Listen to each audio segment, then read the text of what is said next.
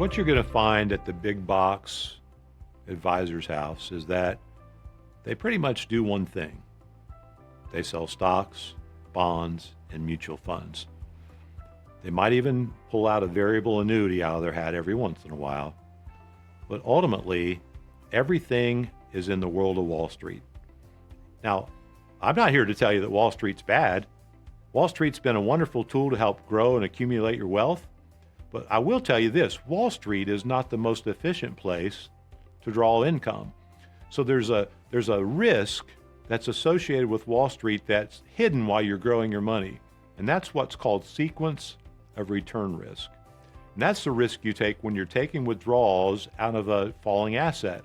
And now that asset's no longer there to recover when the market comes back. And we do a test in our office. You could go back to the S&P 500 for the last 21 years, and if you were not taking out a dime, the S&P 500 over the last 21 years would have averaged more than 10% a year. But if you were pulling out 4% a year, you'd be down by over 40%. Well, how can that be? I averaged over 10%. I pulled out 4%. How could my principal possibly go down?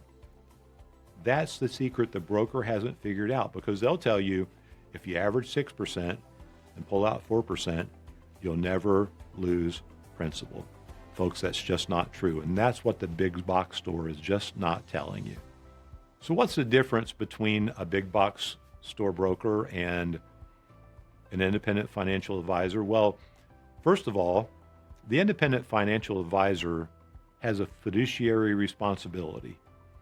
And I even took some extra courses and things and became a certified financial fiduciary. I wanted to fully understand what it means to be loyal, to do what's in your best interest, and to do good.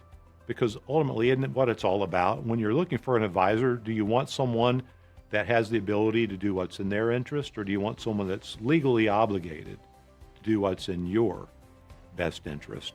And by the way, that doesn't tie us to any one product. Just like if you went to an auto mall to shop for a vehicle and the salesperson had 4 or 5 auto brands that they could shop from to make sure they were finding the best fit for you.